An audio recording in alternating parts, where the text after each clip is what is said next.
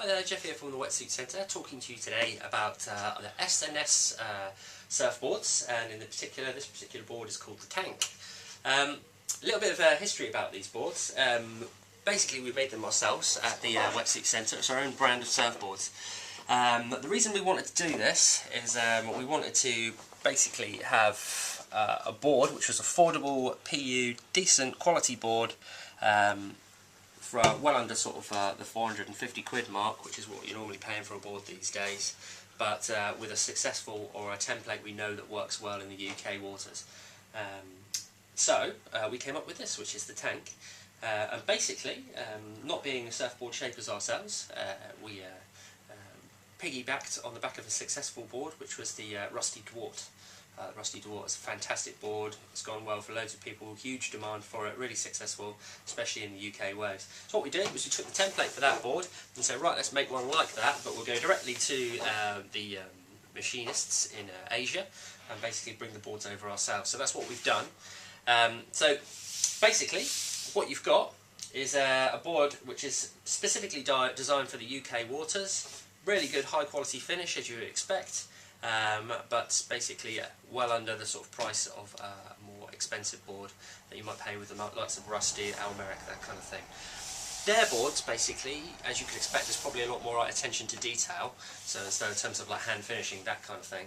But having said that, for a big fat old board that's going to go well in rubbish waves, you're not going to notice a huge amount of difference anyway, and this board will go really well. Talking you through the template then, we do this from anywhere from 6 foot upwards. And basically the idea is that it's very, very wide, loads of volume, and nice and flat, so it's going to catch lots of waves. It's going to go over flat spots really well, going to make the most out of those sort of sloppy conditions that we primarily get in the UK. So, in terms of width, then, as I say, nice and wide, you can see that sort of going over the board there.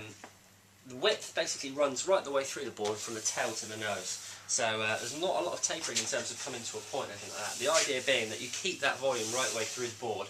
That supports your body better, and then it will get you into waves nice and easy. And it's not going to sort of sink or anything like that, so you're going to get waves easier, and it's going to float over those flat sections.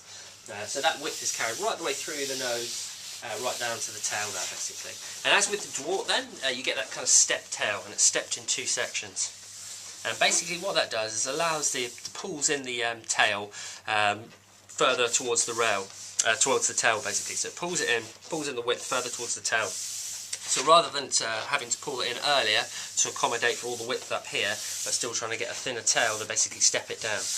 And the reason they've done that, pulls it in a bit, and when you're sort of turning off your back foot, it's still going to feel nice and responsive, and it's still going to turn quickly, basically. Okay, so that pulls in there, that's the reason for that kind of step tail. But there's still a lot of width and volume in that tail, so it's still going to pick up waves really, really well. Got the leash plug there, basically, and moving the board over, sort of put it on its side, you can see how flat it is. And again, the reason for being so flat is just so it planes better, basically. So when you're paddling in, you're getting loads of waves. It goes over flat sections, goes over those mushy sections. Okay, turn this board over, and you come to the sort of the biggest feature of the board, and why it's so versatile, basically. As with the Rusty Dwart, then you've basically got a 5-fin setup. 5-fin setup allows you to switch between a quad or a thruster. What we mean when we say that, should I say, is you've got quad with 2 fins on either side. The benefits of that is it allows a lot of water to move through the centre of the board, giving you more speed. And then the thruster, which is the back fin, and then these 2 here, is basically going to give you the traditional sort of setup of a normal shortboard, which gives you more hold and stability. So what you might want to do is ride it as a quad in the really sort of small mushy stuff to get more speed, and then whack a middle fin in if it gets a bit bigger and you want a bit more hold and stability in the board. So the dimensions of the boards are actually on the website, obviously, so you can have a little look. So the main positive points about this board is the fact there's so much volume there. Really, really wide, loads of stability. You're going to get waves, loads of waves really easily. It's going to be nice and fast on rubbish waves. Obviously the downside, because it's quite flat and quite wide, It's going to be harder to turn, obviously, once you are actually up and going, but having said that, with the step tail, as long as you're turning off your back foot, it's still going to feel pretty good, and it's going to be a bit more slidey and skatey. So once you get into the bigger stuff, then it's not really going to feel great on your bottom turn or when you're going down the line, and so that's something to be aware of. It's more of a small wave board, but that skatey feeling when you're in smaller waves is something that you want anyway, because it's kind of fun. So that's basically the tank surfboard.